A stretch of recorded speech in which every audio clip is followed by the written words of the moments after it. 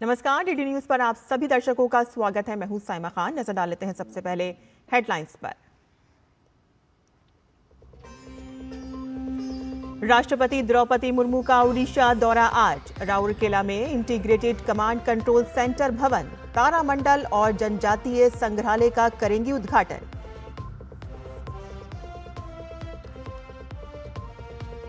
तमिलनाडु में एक चरण और पश्चिम बंगाल में पहले चरण के चुनाव के लिए आज थमेगा प्रचार। बंगाल में अमित शाह, ममता बनर्जी की जनसभाएं। तमिलनाडु में सभी दलों ने प्रचार में लगाया अंतिम जोर।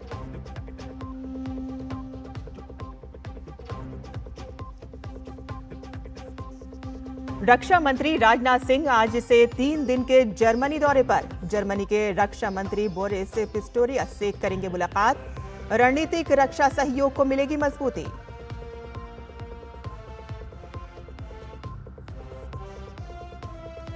ईरान और अमेरिका के बीच शांति वार्ता पर अनिश्चितता बरकरार। ट्रंप ने कहा कि मेरे ऊपर कोई दबाव नहीं, सीज फायर कल हो रहा है खत्म।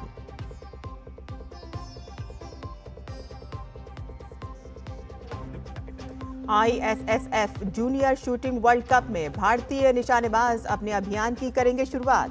71 खिलाड़ी ले रहे हैं हिस्सा। आज 2 स्वर्ण पदक दांव पर।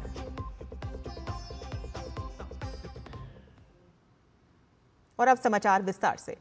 राष्ट्रपति द्रौपदी मुर्मू आज ओडिशा के सुंदरगढ़ जिले के राउरकेला के दौरे पर रहेंगी, जहां वह एक जनसभा को संबोधित करने के साथ साथ कई कल्याणकारी परियोजनाओं का उद्घाटन करेंगी।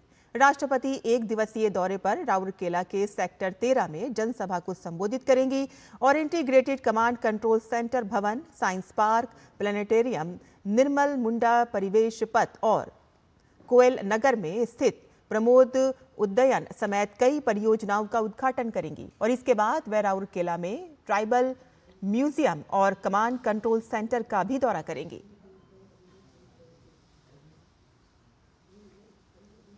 और बात करते हैं चुनावी राज्य से जुड़ी खबरों की।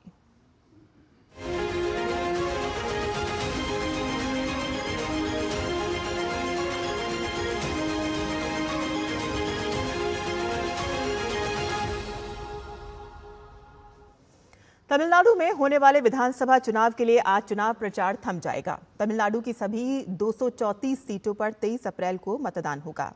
तमिलनाडु में 4023 उम्मीदवार चुनाव लड़ रहे हैं। तमिलनाडु विधानसभा चुनाव में मुख्य मुकाबला डीएमके और एआईएडीएमके की अगुवाई वाले एनडीए गठबंधन के बीच है। कई सीटों पर अभिनेता से नेता बने विजय की पार्टी टीवीके त्रिकोणीय मुकाबले में है। इस चुनाव में 5.73 करोड़ से अधिक मतदाता अपने मत अधिकार का प्रयोग करने के पात्र हैं। मतदान को बढ़ावा देने और 100% मतदान सुनिश्चित करने के उद्देश्य से चुनाव आयोग ने राज्य भर में व्यापक जागरूकता अभियान शुरू किए हैं। चुनाव आयोग के नियमों के अनुसार मतदान से 48 घंटे पहले प्रचार थम जाएगा, जिसके बाद सभी तरह की सार्वजनिक रैलियां और राजनीतिक प्रचार पर प्रतिबंध लागू हो जाएगा। पश्चिम बंगाल में विधानसभा चुनाव के पहले चरण के लिए भी आज शाम प्रचार थम जाएगा। बंगाल में पहले चरण के लिए 23 अप्रैल को 16 जिलों में 152 सीटों पर मतदान होगा। इसमें उत्तर बंगाल के 8, दक्षिण बंगाल के 3 व जंगल महल अंचल के 5 जिले शामिल हैं। मुर्शिदाबाद की 22, कूच बिहार की 9, जलपाईगुड़ी की 7, अलीपुरद्वार की 5, कोलिम्पोंग की 1, दार्जिलिंग की 5, उत्तर दिनाजपुर की 9, दक्षिण दिनाजपुर की 6, मालदा की 12, बीरभूम की 11, पश्चिम बर्धमान की 9, पूर्व मेदिनीपुर की 16, पश्चिम मेदिनीपुर की 15, झाड़ग्राम की 4, पुरुलिया की 9 व बांकुड़ा की 12 सीटें शामिल हैं। पहले चरण में कुल 1478 प्रत्याशी मैदान में हैं। मतदाताओं की कुल संख्या 3,60,77,171 है। पश्चिम बंगाल में मुख्य मुकाबला तृणमूल कांग्रेस और भाजपा में है। भारतीय जनता पार्टी के वरिष्ठ नेता और केंद्रीय गृह मंत्री अमित शाह आज पश्चिम बंगाल के दौरे पर हैं। कल वह शाम सिलीगुड़ी पहुंचे, जहां वह बंगाल में 4 चुनावी जनसभाओं को संबोधित करेंगे। वह सिलीगुड़ी, पश्चिम बर्धमान, पश्चिम मेदिनीपुर और पूर्वी मेदिनीपुर जिलों में पार्टी उम्मीदवारों के समर्थन में जनसभाओं को संबोधित करेंगे। गृह मंत्री आज सबसे पहले सिलीगुड़ी के कुर्सियांग में एक जनसभा में शामिल होंगे, जहां वह कुर्सियांग और दार्जिलिंग विधानसभा क्षेत्र के मतदाताओं को संबोधित करेंगे और इसके बाद वह पश्चिम बर्धमान के बाल्टोरिया जाएंगे, जहां वह कुल्टी विधानसभा क्षेत्र की जनता को संबोधित करेंगे। गृह मंत्री अमित शाह आज अपनी तीसरी जनसभा में सालबोनी विधानसभा क्षेत्र के मतदाताओं को संबोधित करेंगे और इसके बाद चांदीपुर में आयोजित जनसभा में वहां के मतदाताओं को संबोधित करेंगे। तृणमूल कांग्रेस प्रमुख ममता बनर्जी पूर्वी मेदिनीपुर के हल्दिया, उत्तर 24 परगना जिले के बैरकपुर और जगत दल तथा कोलकाता के जोरासांको में पार्टी उम्मीदवारों के समर्थन में जनसभाओं को संबोधित करेंगी। अन्य दलों के नेताओं के भी आज जनसभाओं में शामिल होने की संभावना है। पश्चिम बंगाल में पहले चरण का मतदान 23 अप्रैल को होगा। चुनाव को लेकर मुख्य निर्वाचन आयुक्त ज्ञानेश कुमार ने भरोसा जताया है कि निर्वाचन आयोग स्वतंत्र, निष्पक्ष और पारदर्शी चुनाव कराने के लिए हर संभव प्रयास करेगा।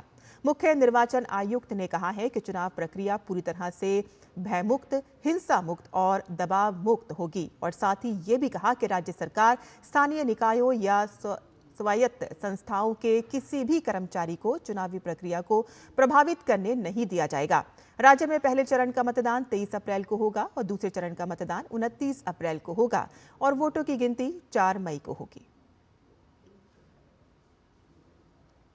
बंगाल में पहले चरण के मतदान से पहले 152 विधानसभा क्षेत्रों में प्रचार अपने अंतिम दौर में पहुंच गया है, लेकिन इस बीच मुख्यमंत्री ममता बनर्जी के कई बयानों को लेकर राजनीतिक विवाद तेज हो गया है। बीरभूम के मुरारई में एक सभा के दौरान ममता बनर्जी ने आरोप लगाया कि केंद्रीय बलों को ईवीएम मशीन लूटने की जिम्मेदारी दी गई है और उनके इस बयान पर विपक्ष ने कड़ी आपत्ति जताते हुए इसे चुनाव प्रक्रिया पर सवाल उठाने वाला बताया है।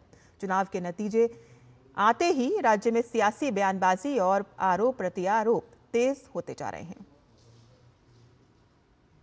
কোনোরকম ইভিএম মেশিন যাতে লুট করতে না পারে, পোলিং স্টেশন থেকে শুরু করে একদম পৌঁছে দেওয়া পর্যন্ত সেন্ট্রাল ফোর্সকে দায়িত্ব দেওয়া হয়েছে আপনাদের পোলিং ইভিএম মেশিন লুট করবার। আমাদের কাছে খবর আসছে पश्चिम बंगाल की मुख्यमंत्री ममता बनर्जी ने बेगलरिया की सभा में महिला आरक्षण बिल के विरोध का कारण बताते हुए कहा है कि डीलिमिटेशन के बाद एनआरसी लागू होने की आशंका थी और इसीलिए उनकी पार्टी ने इसका विरोध किया। उन्होंने स्वीकार किया है कि तृणमूल सांसदों ने उनके निर्देश पर बिल के खिलाफ वोट दिया। हालांकि उनके बयान और प्रस्तुति को लेकर राजनीतिक विवाद खड़ा हो गया है। विपक्ष ने इसे अशोभनीय बताते हुए कड़ी आलोचना की है और भाजपा प्रदेश अध्यक्ष समीक भट्टाचार्य ने दावा किया है कि राज्य में भाजपा आसानी से सरकार बनाएगी। उन्होंने कहा कि टीएमसी अब खत्म हो चुकी है और उसकी स्थिति जीवाश्म जैसी है और साथ ही उन्होंने सवाल उठाया है कि ममता बनर्जी के बयानों के बाद खुद टीएमसी के अस्तित्व पर भी प्रश्न खड़े हो रहे हैं।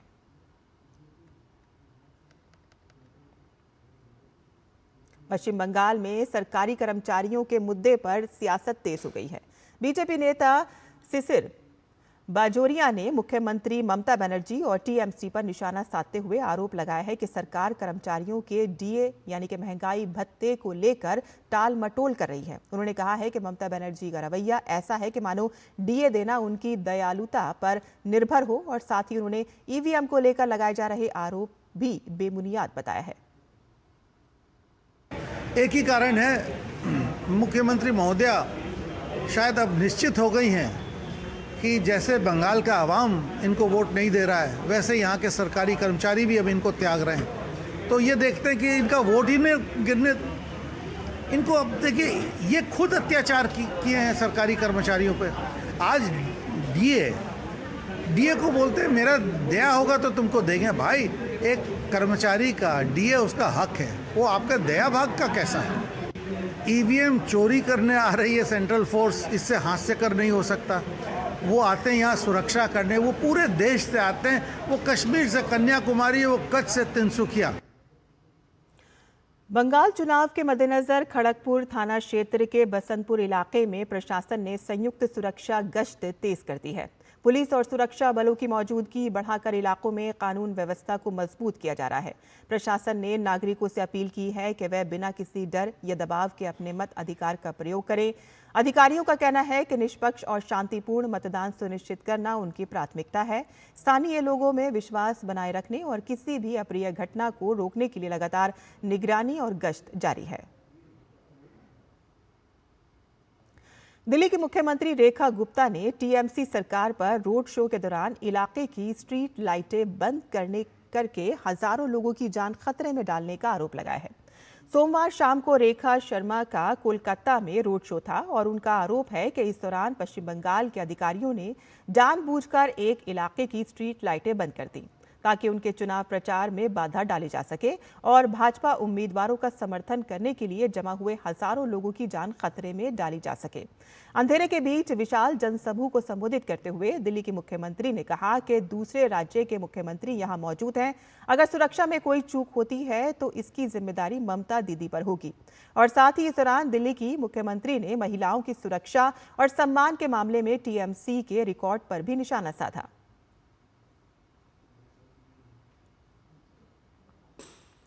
पश्चिम बंगाल में झालमुड़ी आम लोगों के खान पान का हिस्सा है। बड़ी संख्या में स्थानीय लोग पारंपरिक खान पान के तौर पर इसका इस्तेमाल करते हैं।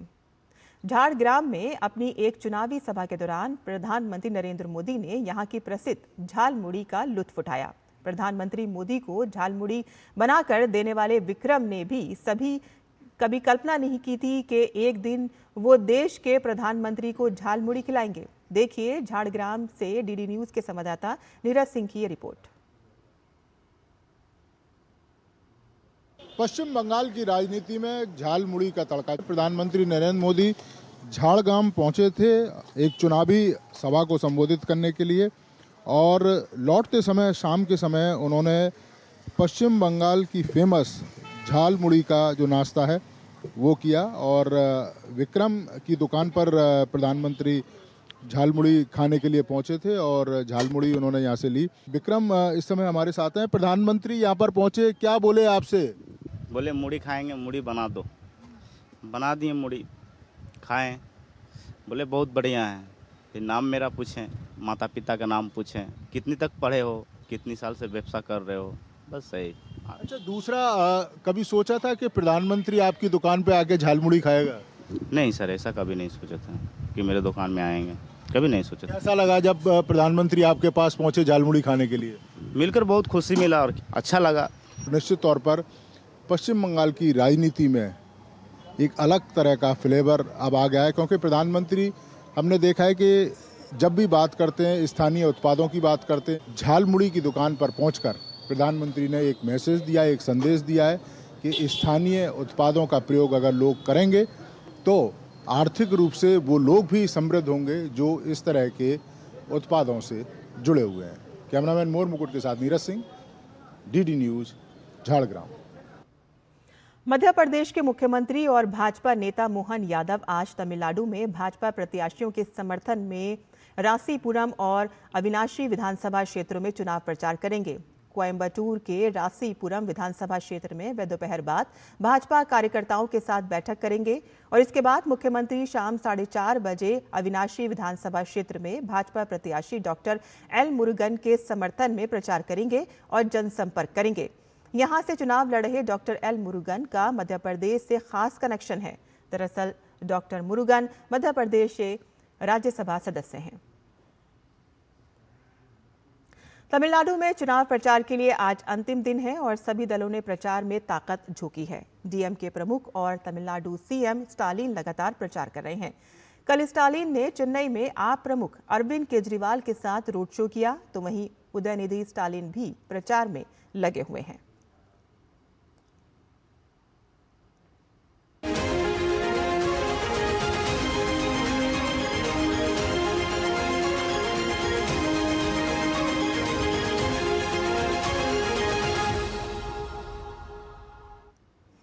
तो ये थी खबरें चुनाव की और आगे बढ़ते हैं, जहां रक्षा मंत्री राजनाथ सिंह आज से जर्मनी की 3 दिवसीय यात्रा पर रवाना होंगे और इस यात्रा का उद्देश्य भारत और जर्मनी के बीच रणनीतिक रक्षा साझेदारी को और मजबूत करना है। और इस दौरान दोनों देशों के बीच चल रही रक्षा सहयोग परियोजनाओं की समीक्षा की जाएगी और नए सहयोग के क्षेत्रों की पहचान की जाएगी। यात्रा के दौरान राजनाथ सिंह जर्मनी के रक्षा मंत्री बोरिस पिस्टोरियस के साथ द्विपक्षीय वार्ता करेंगे। बातचीत में रक्षा उद्योग सहयोग को बढ़ाने, सैन्य संबंधों को मजबूत करने और साइबर सुरक्षा, आर्टिफिशियल इंटेलिजेंस तथा ड्रोन जैसे उभरते क्षेत्रों में सहयोग पर विशेष ध्यान दिया जाएगा। दोनों देशों के बीच रक्षा औद्योगिक सहयोग रणनीति और संयुक्त राष्ट्र शांति अभियानों के प्रशिक्षण से जुड़ा एक महत्वपूर्ण समझौता होने की संभावना है। रक्षा मंत्री जर्मनी के रक्षा उद्योग के प्रमुख प्रतिनिधियों से भी मुलाकात करेंगे ताकि मेक इन इंडिया पहल के तहत संयुक्त विकास और सह उत्पादन को बढ़ावा दिया जा सके। प्रमुख रक्षा अध्यक्ष जनरल अनिल चौहान को यूनाइटेड किंगडम में औपचारिक स्टेप लाइन सम्मान दिया गया और उनका स्वागत सर रिचर्ड नाइटन ने किया। ये भारत यूके के मजबूत और भविष्य के लिए तैयार रक्षा सहयोग को दर्शाता है। जनरल चौहान ने ब्रिटेन में भारत के उच्चायुक्त विक्रम के दोराईस्वामी से भी मुलाकात की। जनरल चौहान की 3 दिन की ब्रिटेन यात्रा से रक्षा सहयोग और अधिक गहरा होगा और इसके साथ ही रक्षा उद्योग और खुफिया सहयोग, साइबर सहयोग, रणनीतिक संचार और संयुक्त सैन्य अभ्यास को भी बढ़ावा मिलेगा। और ये यात्रा वैश्विक सुरक्षा, स्थिरता और मजबूती के प्रति दोनों देशों की साझा प्रतिबद्धता को मजबूत करती है। और आज देश भर में 18वां सिविल सेवा दिवस मनाया जा रहा है। ये दिन सिविल सेवकों द्वारा जन सेवा और राष्ट्र के निर्माण में दिए गए उनके योगदान, समर्पण और कड़ी मेहनत को सम्मानित करने के लिए समर्पित है। नागरिक सेवा और राष्ट्र के निर्माण में सिविल सेवकों की महत्वपूर्ण भूमिका को देखते हुए ही 1947 में इसी दिन को देश के प्रथम गृह मंत्री और लौह पुरुष सरदार वल्लभ भाई पटेल ने उन्हें भारत का स्टील फ्रेम कहा था। भारत की शासन और प्रशासन प्रणाली की रीढ़ माने जाने वाले सिविल सेवकों द्वारा जनसेवा और राष्ट्र के उत्थान में किए गए बेहतरीन कार्यों को सम्मानित करने के लिए हर वर्ष 21 अप्रैल को राष्ट्रीय सिविल सेवा दिवस के रूप में मनाया जाता है। यह दिन सिविल सेवकों को नागरिकों के हित में स्वयं को समर्पित करने, सार्वजनिक सेवा और कार्य में उत्कृष्टता के प्रति अपनी प्रतिबद्धता को और मजबूत करने का अवसर प्रदान करता है। इस साल का थीम है सिटीजन सेंट्रिक गवर्नेंस और लास्ट माइल डिलीवरी। जो बोलते हैं ना, नागरिक केंद्रित शासन होना चाहिए और अंत्योदय पोजीशन में जो भी हैं उनके लिए जो सरकारी सुविधाएं और सरकार का सेवा जो भी मिलना चाहिए वो मिलने के लिए तैयारी होना और इसका एक रीप्लेज ले रहे हैं सब पूरे देश में। सब जो भी अधिकारी लोग हैं उनके लिए एक अवसर है कि उस तरह का सोच हर दिन लेने के लिए क्या क्या कर पाएंगे, कैसे कर पाएंगे। दरअसल सिविल सेवा दिवस भारत के प्रथम गृह मंत्री सरदार वल्लभ भाई पटेल द्वारा 21 अप्रैल 1947 को दिए गए ऐतिहासिक भाषण की याद में मनाया जाता है, जिसमें उन्होंने सिविल सेवकों के पहले बैच को संबोधित करते हुए उन्हें भारत का इस्पात ढांचा बताया था। सरदार पटेल ने इस बात पर जोर दिया था कि नव स्वतंत्र राष्ट्र की एकता और प्रशासनिक स्थिरता बनाए रखने के लिए सिविल सेवकों की सत्यनिष्ठा, निष्पक्षता और समर्पण आवश्यक है। सरदार पटेल की विरासत को आगे बढ़ाते हुए भारत सरकार ने आधिकारिक तौर पर 21 अप्रैल को सिविल सेवा दिवस के रूप में मनाए जाने का निश्चय किया और पहला सिविल सेवा दिवस 21 अप्रैल 2006 को नई दिल्ली में आयोजित किया गया था, जिसने ऐसी परंपरा की स्थापना की जो कि अनवरत जारी है। भारतीय प्रशासनिक कैलेंडर में सिविल सेवा दिवस कई महत्वपूर्ण उद्देश्यों की पूर्ति करता है। यह सिविल सेवकों के योगदान को मान्यता देता है और लोक प्रशासन में उनके उत्कृष्ट कार्यों को प्रोत्साहित करता है। इसके साथ ही यह दिवस सिविल सेवकों के लिए अपनी भूमिकाओं पर विचार करने और राष्ट्र की सेवा के प्रति स्वयं को और ज्यादा समर्पित करने के लिए भी प्रेरित करता है। सिर्फ एक दिन का सेलिब्रेशन नहीं है, आने वाले एक साल में क्या क्या कर सकते हैं, इस दिन क्यों इतना स्पेशल है, इस दिन में जब सरदार वल्लभ भाई पटेल जी का स्पीच था, उसके बारे में भी सोचने का समय आ गया है। अगले 1 साल में देश के लिए क्या कर पाएंगे, इसके बारे में सोचने का एक मौका है। सरकार का सोच है कि सरकार में डिसाइलोवाइजेशन होना चाहिए, होल ऑफ गवर्नमेंट का अप्रोच आना चाहिए। ये सब विचार के बारे में सोचना, सेलिब्रेट करने के लिए ये दिन बहुत स्पेशल है। प्रत्येक वर्ष सिविल सेवा दिवस के मौके पर लोक प्रशासन में उत्कृष्टता के लिए केंद्र, राज्य सरकारों के संगठन, जिलों और सिविल सेवकों को प्रधानमंत्री पुरस्कार प्रदान किए जाते हैं। आज तेजी से बदलते वैश्विक परिदृश्यों की जटिल चुनौतियों से निपटने और भारत को उत्कृष्ट नागरिक केंद्रित शासन प्रदान करने में सिविल सेवकों की भूमिका बेहद महत्वपूर्ण है। ऐसे में यह दिन सिविल सेवकों को जन सेवा और उत्कृष्टता के कार्यों को याद करने और आगे बढ़ाने का अवसर प्रदान करता है। Bureau report, DD news. CBI की ओर से भारत मंडपम में 22वां डीपी कोहली मेमोरियल लेक्चर कार्यक्रम आयोजित किया गया। कार्यक्रम में भारत के मुख्य न्यायाधीश जस्टिस सूर्यकांत ने साइबर अपराध की चुनौतियां, पुलिस और न्यायपालिका की भूमिका विषय पर संबोधित किया। जस्टिस सूर्यकांत ने साइबर अपराधों को लेकर गंभीर चिंता जताई और आंकड़े भी पेश किए। मुख्य न्यायाधीश ने बताया कि बीते 1 वर्ष में देश भर में करीब 28 लाख साइबर अपराध की शिकायतें दर्ज की गई हैं, जो कुल अपराधों का बड़ा हिस्सा बन चुकी हैं। तो वहीं 2024 और 2025 के दौरान साइबर ठगी से लोगों को लगभग 44,000 करोड़ रुपए का नुकसान हुआ है। डिजिटल अरेस्ट का जिक्र करते हुए उन्होंने कहा कि साल 2022 से अब तक ऐसे करीब 2,41,000 मामले सामने आए हैं, जिसमें करीब 30,000 करोड़ रुपए की ठगी हुई है।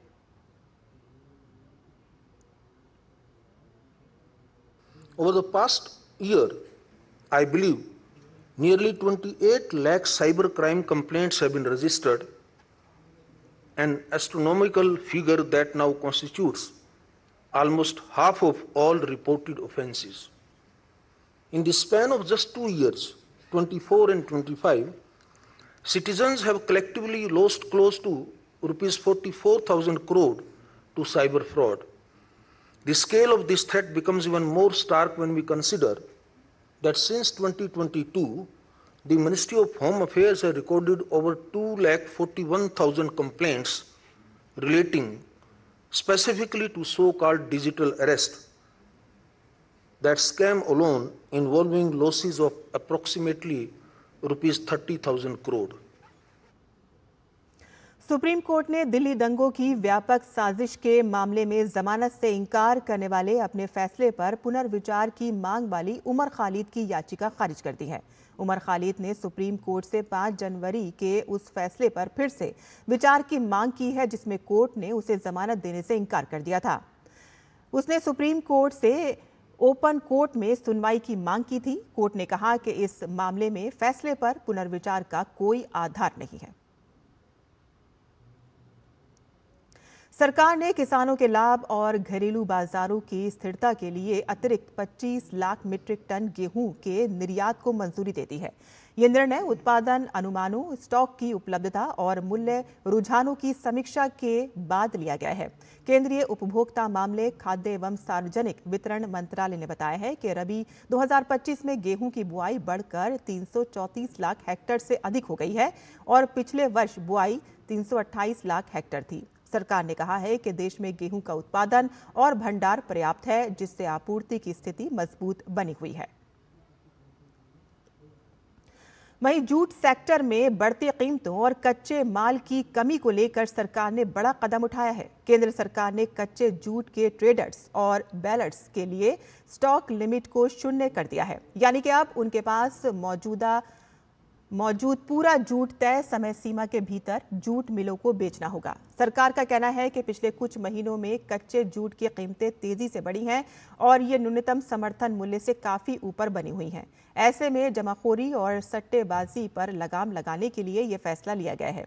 नए आदेश के मुताबिक रजिस्टर्ड बेलर्स को 5 मई तक अपना पूरा स्टॉक बेचना होगा और 15 मई तक डिलीवरी पूरी करनी होगी। तो वहीं जूट मिल्स अब अधिकतम 45 दिनों की खपत के बराबर ही स्टॉक रख सकेंगे। सरकार ने साफ किया है कि नियमों का उल्लंघन करने वालों पर सख्त कार्रवाई होगी और आवश्यक वस्तु अधिनियम के तहत दंडात्मक प्रावधान लागू किए जाएंगे। सरकार का मानना है कि इस कदम से जूट की उपलब्धता बढ़ेगी और कीमतों में स्थिरता आएगी और किसानों से लेकर मजदूरों तक सभी हितधारकों को राहत मिलेगी।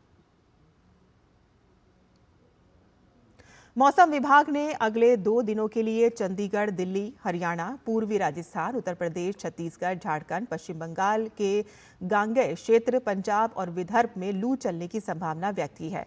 अरुणाचल प्रदेश में कुछ स्थानों पर कल मूसलाधार बारिश हो सकती है, तो वहीं तटीय आंध्र प्रदेश, केरलम, माहे, तमिलनाडु, पुडुचेरी और कराईकल में अगले 2 दिन तक गर्म और उमस भरे मौसम रहने की संभावना है।